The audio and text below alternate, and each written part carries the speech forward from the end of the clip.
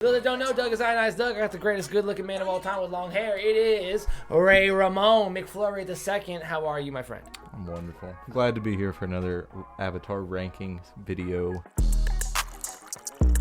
I know. It's only fitting. We can't do it anywhere, any way, shape, or form else besides this.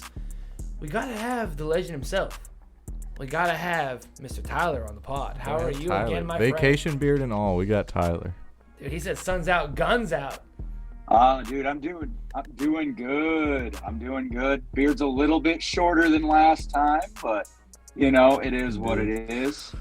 Oh shoot. What is the plan today? How are we ranking the Waterbenders? I think what we're gonna do is give a shout out to like maybe each subcategory, like top bender, and then we'll get into just like a top 10 Waterbender overall tier list. If you guys are cool with that. And subcategories of waterbending. So there's quite a few actually for waterbending, but I think main ones that we'll talk about that are actually like useful are definitely healing for sure. We got plant building. We have our plant bending, not building. And then we also have blood bending. There's some other sub bending categories for water, but I don't think that they're really useful because you've got like spirit bending that is water bending, but pretty much Unalaq is one of the only non-avatars to do that. And then you also have like the mist bending or whatever you want to call it, and you only see that a handful of times as well. All right, so which subcategory do you want to start off with? Well, I think we should start out with the most obvious one, and that would definitely probably be the most popular. Yeah. Who do you think is the strongest bloodbender? Yeah, most popular. I feel like it's obvious as well because there is one massively skilled bloodbender far above all the others, and that's Amon. Yeah, a big part of bloodbending is like the full moon, and then there's some of them that don't need the full moon, so there's like a big clear power jump between bloodbenders. Yeah, Amon's like number one by a mile, right? Yeah, the only other one that even could come semi-close is Yakone, because he didn't need a full moon to do it either, which was, Amon or Noatok's dad. But like, I don't feel like Amon reached a point of mastery to where he could literally take other people's bending away. And outside of the Avatar, no one ever else has been able to even attempt that. What about his brother? His brother's name is Tarlok or Tarlok? Tarlok. Yeah, a council member that was advising Korra for a little bit. Bloodbender, pretty talented, was able to fight Korra on his own, even without bloodbending for a while, but just nowhere near the skill level that Amon was. How many total bloodbenders were there during the series? Was 12. It like 7 or 8? Let's see. You've got Hama, which is the original bloodbender. Katara's been confirmed as being able to bloodbend, but she doesn't do it regularly at all. And then you have, let's see, can do it. Unalaq ever does it? I don't think Unalaq ever does it. So that's it pretty much, I think. Because I don't think or Tonraq does it. I don't think anybody else that I can think of. Yeah, I think Amon's number one by a mile. He's kind of that guy when it comes to bloodbending. Right. Yeah, so bloodbending, hands down, Amon, no questions. Yeah, he's a bad dude. He's a bad dude. Even though like bloodbending wasn't like the taking power or the bending away was a big part of like bloodbending, but I thought it was interesting to his character was because he's like had this badass power that can just win anytime, but it was like his influence and like his charisma that had kind of gained him all of his power. I thought that was really interesting. Yeah. The political power was because he kind of lost as soon as it came out that he was a bender. Period. You know, it was just kind of it for him. Yeah, that was it, because like his whole point was built around that almost like fascist mentality that these are the oppressors and these are the reasons that we're suffering, big comparison to like honestly Hitler and like Nazi Germany. Like these guys are the problem, and once it came out that he was a part of the problem, man. Yeah, you're right. I really enjoyed his character. I think that was one of the most, probably of the 4 seasons, one of the the best written period season. I feel like the first one had the most like advanced storytelling elements for sure, and as far as like kind of twists went, for sure. What is the next subcategory? So we just did blood bending. Do you want to do? So next subcategory, plant bending, which is an interesting one. Not a lot of people think about it. I love the swamp benders, bro. I love this foggy swamp style, like the plant bending, vine bending. That's so damn cool. It's so freaking cool. Awesome chicken, dude. It's just like the bayou, right? Isn't that the joke? It's like their references, like the Cajun. Much like, it's pretty much like Cajun Louisiana, dude. like, yeah. And this one is actually pretty obvious as well. It's Who. Yeah. It's which is, if you guys aren't familiar with Who, because he's kind of a minor character. He's the guy that puts himself in the giant plant suit with the mask on it. He's the one that wears the loincloth, takes out all the or tanks whatever. in the raid. Yeah. Yeah, he's the GOAT. That's a really fucking interesting like style of bending that I never really would have thought about. Even though Hama kind of alludes to it, like being able to take the water from the plants, being able to use the water in the plants makes a lot of sense. Right. Yeah, like it's really interesting. I was gonna say, it's what a cool ass way to always being around water. Yeah. Like imagine him right in the middle of the South, right when sunrise hits, when the fresh dew's on the ground. That man's the most lethal person in the world. Well, we'll get more into this in the Earthbender episode a little bit, but have you guys heard the theory that Earthbenders can bend the calcium in people's bones to basically be able to impale them from the inside out? I saw a TikTok where it was like gruesome ways that other elements are able to bend besides blood bending, because that was only like, that's what that was mainly depicted and shown and stuff like that, where it was like, yeah, man, if you really think about it, like, what if someone was just able to, like, because Toph can control metal, you know what I mean? So would there ever be a point where, like in X-Men 2 with Magneto, where he figures out that dude has too much iron in his blood? Could that be the same premise? I feel like that'd be the exact same thing. Yeah, but which would be a great part for the Earth episode. You're right, my friend. Well, and there's already allusions to the fact that you can do that through earthbending somehow, because you have the earthbenders that are able to live for so long, and they've got to be manipulating their bodies in some way. Yeah, that's a really interesting theory too, for earthbenders. I like that a lot. So I can't remember what you said the plant bender's name is. Who? Huh? Yeah, Who? He's like the only, like, you have the other 2 guys that are with him. I'm not even sure if they have names. I think it actually might be Lee and something else, but right on. And then they have like the gator. The gator. But he's not a bender, he's just a gator. He's the gator. Gator boy. Oh, them gators were scared of you in Florida, I heard. Tyler said he was gonna fight a gator for a podcast story, and then they fucking hid from him when he got to Florida. I'll believe it. I believe it. But then you have like mist bending, which like kind of gets into both air and water territories, but you don't really see it done much. I think Katara does it in like the Painted Lady episode the Painted once. Lady. Yeah.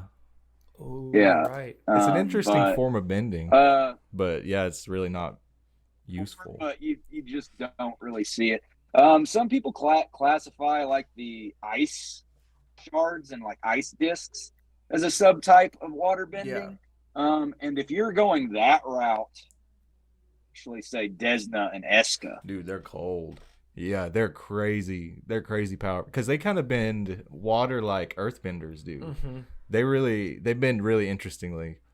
I would agree with that for sure. Yep. All right, so I think we could just get down to the actual top 10 now. Yeah, so this will be interesting. What How do you want to go? Do you want to go from the top down or Oh, dude, no, we got to go from bottom go from up, 10? surely. Okay. What kind of name off some of your list here? I want to hear what. All right, so I have 11 names here, I think, Okay. but in no particular order. I'm because I don't want to give anything away, but I've got Ming-Hua on my list. I've got Paku on my list. I've got Yukon. I've got Amon. I've got Unalaq. I've got Kaya. I've got Tonrock. I've got Tarlock. I've got Hama, and obviously I have Katara on here. Those are some of my names. Interesting. I like that. The one thing I will say, I did not include Twee and La, even though they're going to technically be waterbenders. Yeah. I just feel like that's kind of a cop-out since they're spirits. And they literally would, like, obviously you saw what they did whenever they possessed Aang at the North Pole. Yeah. So, Crazy. I mean, if we're going to go that route, it's definitely going to be the Moon, Twee, and La. Right. So, yeah, we can exclude them. Kind of no avatars, no original benders, I guess. For me, the bottom two that I can think of would be Kaya, which is Boomy and Tenzin's sister, and then Tonrock, which is Korra's dad, are probably my bottom two. Yeah, I've actually got Hama lower. Oh, I forgot about Hama. Yeah, she's an old lady by then. I would put Hama under Tonrock. Yeah. So do you have Hama last? Hama, so 11, because I put 11 on my list. I had Who as last, but if we're going top 10, Hama would be my last one. Okay, we can cut Hama. Yeah, Sure. Hama's last. Just because of age, but I feel like she's in the top 10 just because she's pretty much the original Bloodbender. Yeah, she's bad, but Yeah. there are definitely way stronger that came after her. I would put Kaya at number 9. It'd be 10, right? Are we at 10 now? Oh, are we doing? I thought Hama was. I think Hama was 11 because he had 11 names. Oh, okay. Then Yeah, yes, yeah. I'm okay. I had 11 names, but Hama would be 10. My 11 would have been Who, the Swamp. Oh, I forgot about him. Okay, now we're on. I'm confused. Okay. All right, so 9 you think is Kaya then? I think so, and I think it's not much. 9. I also have Kaya at 9. And then I personally I think so, but then I have Tonrock as number 8. So Kaya at 9, just because you don't see that much from her, and almost everything that you see from her is healing. Yeah, she does have her little fight scene with Zahir and shit, but she really does not get a chance to show much fighting prowess at all. It's really, and then 8, I have Tonrock. I have Korra's dad. He was out for blood, but I think he was just kind of a run of the mill elder waterbender. I don't think. I mean, I'm sure he was a master, but I don't think he was like a phenom or like a generational type of thing. He was just kind of a run. Nah, I don't think he was a massive talent by any means. I do love this scene in the fight with Zahir where he tries to stab that fucking icicle through his eye socket, though. I love that scene. Yeah. Lethal. That's a metal part of him. And then after Kaya and Tonrock, what do you guys got? That's where I'm thinking it's probably Yukon, right? Wouldn't he be up next? We got Tarlock next. You got Tarlock now. Oh, okay. Yeah. Because he was a master, but he was a spirit. Yeah. He would be under Bloodbender. No, that's Unalaq. I'm talking Tarlock. Oh, the other Bloodbender? The other Bloodbender, they're yeah. also similar, man. One that's good as Amon, and I don't think he was as good as Yukon. And the reason I say that is, yes, could he do it without a full moon? Partially. But one thing, so Tarlock is able to fight Korra on her own, basically. So he's going toe-to-toe with the Avatar. Right. But Yukon went toe-to-toe with Aang for a little while Aang was an adult. That's true. He did get Aang. He kind of whooped Aang a little bit. He really did. Yeah, until Aang had to go, Avatar state on him to be able to break out of the bloodbending. Yep. And so for that fact, I have to have Tarlock under Yukon. That's perfect. I can agree with that. Okay. Let's go with it. I'm down. So we got Tarlok at 7. Yep. And then 6, you have your cone. Is 6 Yukon then? Or do we go? I actually have, I have Yukon a little bit higher than you guys do. I think I have Master Paku under. I have next essentially. I've got Ming-Hua next. Okay. Ming-Hua. I liked her, yeah. Swiss arm lady from the Red Lotus. I have her next, and then that's where I had Yukon is above Ming-Hua for my personal list. Okay. And really the rationale for that is being able to go toe-to-toe and make Aang go into avatar state as an adult with how prolific of a bender master that Aang was. Dude, yes. She did have arms. Ming-Hua, Ming-Hua didn't have arms, but bro, Ming-Hua, like, no, she gets that. She deserves like, that. It's cool number. that she can do waterbending without it, but bro, I don't think she'd be going toe to toe with Aang. No, I just don't. Not at all. She would last longer than Sparky Boom Man, but good. Yeah, but she's that high up alone because of the no arms. I respect it. Yeah, because like especially with waterbending, it's like the fluidity and like the movement of like push and pull of things, and to be able to do that without arms is very impressive. It's insane. Yeah, but it's insane. So we have differing lists a little bit, but yeah, I've got Ming-Hua, and then I have Yukon. We can do that however you guys. No, Ming-Hua, Yukon. That's a good list. I agree wholeheartedly. No, you're well reasoned, bro. I'm easily convinced. I had her up there higher, strictly because she didn't have arms. She's just cold, man. I just love her, but yeah, didn't no, have you're arms. right. That was just. I never thought about Yukon really did. He was kind of fucking Aang up for a minute there. Had Yeah. it scared. Yeah, like if Aang didn't have avatar state, I'm not sure Aang beats Yukon. Yeah, because also that courtroom scene, man. Didn't he hit everybody in the room at once with the bloodbending? Everybody at one time. That is an insane feat. Which is wild. It's crazy.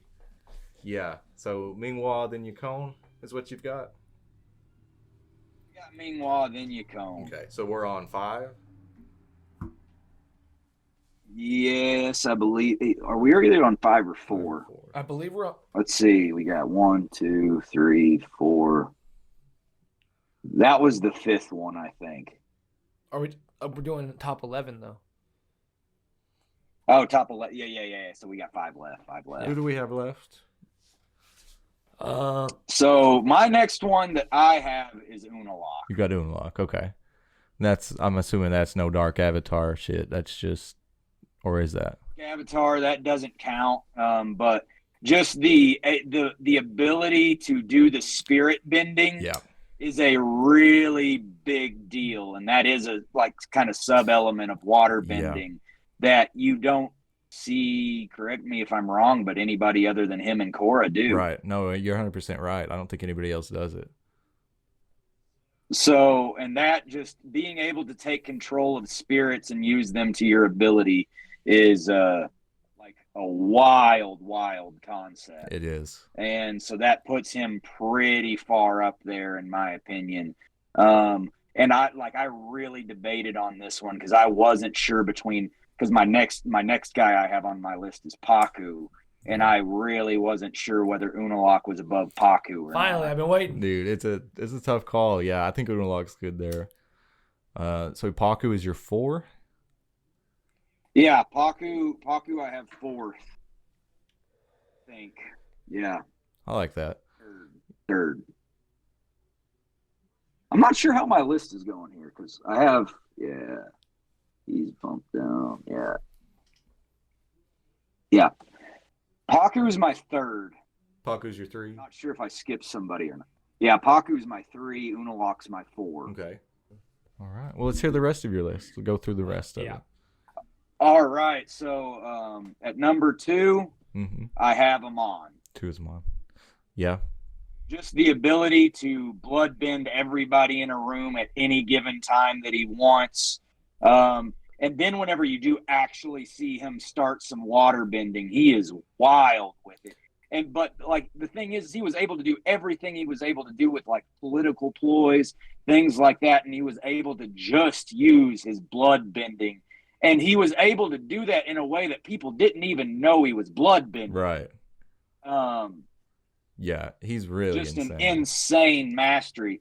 And then the ability to take people's bending away, which the only person that had ever been seen doing that was Aang, Right. with the help from like literally the lion turtles telling him how to do it. And Yukon just figures out an alternative way to do it through cutting off people's chi through freaking water bending. Mm-hmm. Like, bro, I was really tempted to put him at the very top of the list. But, Honestly. Top 3, not talking 3. You know what I mean? Yeah. That's right. No, it's a tough one. Amon's a great villain. Like, when you really think about his story and you watch through it, man, he is a cold, calculating dude. And then he's also one of the greatest waterbenders to ever live. Like, yeah, he's just insane. Number 2 for a reason. Yeah. So who's your number 1, man? Number 1, you know who it is. It's Katara. It's Katara. It's got to be. She's the OG. Yeah. Dude, the OG. Just a master of everything. So well-rounded. Yes. As far as water whipping style, as far as ice goes, she uses the mist. She can blood bend. Bro, she stopped the rain. And if she stopped the rain, dude, and if she would have wanted to actually go into bloodbending, I'm convinced that she probably could have done it without a full moon. 1,000%. If she trained for a day, she could have, bro. Yeah. 1,000%. And dude, freaking the creativity that she had too. Nobody had done that ice disc crap before her. Dude. Like, she invented that, which was like a very earthbending style thing to do. Going toe-to-toe with Paku, who was at that point the world's master waterbender, and going up with no formal training and being able to go toe-to-toe with him there for a while. Just out for it. And healing abilities beyond any by Legend of Korra. Everybody's like, bro, if you're screwed up, go see Katara. And like, she's like so old at that point. And so like, there's just like, there's really not, like, as far as well-rounded waterbenders go, that's the only reason that Amon doesn't get it over her, is he's just not as well-rounded. Yeah. I'm with you. I think that's a great list. I don't know if I skipped it or I just wasn't paying attention. Did we have Korra on this list at all? Was she? As an avatar, we don't include avatars. Okay, that's what I thought. I was like, are we not doing this? Because if we're including avatars, Korra's at the top of this list. Oh yeah. Is Aang on the list? Aang would be on the list, but he wouldn't be like. I think he'd be under Paku. I'll give him top 5. Fair. Yeah, I'm down for that. But I would have Kuruk on this list too, though. We were including avatars. Yeah, he was a badass waterbender. That's for sure. Do you want to run through your list one more time? Sure, yeah. So number 1, Katara. Number 2, Amon. Number 3, Unalaq. Number 4, Paku. Number 5, Yukon. Number 6, Ming-Hua. Number 7, Tarlok. Next one, Tonrock, and then I have Kaya, and then I have Hama, and then I have Hu. All right. That's a hell of a list. Goodness gracious, man. Ladies and gentlemen, if you don't know, now you know. That is the SMC and Tyler's ranking for the water benders. Another addition to the Tyler Avatar Power Hour. I think it's what I called it. I can't even remember. Oh, dude. I put a new playlist on there with all our Tyler guest episodes. Avatar Tyler Power Hour, dude. I love that. That's great, man. Tyler, thank you so much for being on here. Next time we'll probably do Earthbenders. Right on. That's exciting. Earthbenders. I think that'll be the best episode to talk about, Earthbenders. I'm really stoked for that one. I know more about Earthbenders than I do the other one. Earthbenders has the most variety for sure. Yeah. We're just gonna go ahead and spoil it right now. Number 1, in my opinion, is Toph. Sorry, guys. We're gonna talk about the goat. The goat. Be blind. You're not. Yeah, surprise, surprise. Toph's gonna be the best freaking Earthbender of all time. Yeah. And if we're going subcategories, she's probably at the top of most of those too. Yep. She probably created. She's the original Iron Man. Oh shit. It's perfect. All right. Ladies and gentlemen, thank you so much for being here for Saturday Morning Cartoons. We hope you enjoyed all of our ranking lists. Check out other previous episodes. They'll be always in the description. I hope you're doing very, very well. Tyler, once again, my friend, thank you so much for taking time out of your day to spend time with little old us. Oh, man, you're the absolute best. Ladies and gentlemen, this has been Saturday Morning Cartoons. I am Doug. He is Ray. Drink plenty of water. Have a good rest of your night. And remember, in James Gunn we trust, baby. Snuck one in. Boo, boo, boo, boo, boo. Patrick, take us out. Hey, what happened? Why are those squiggles on the screen? Those are called end credits, Patrick. End credits? But I don't want it to end!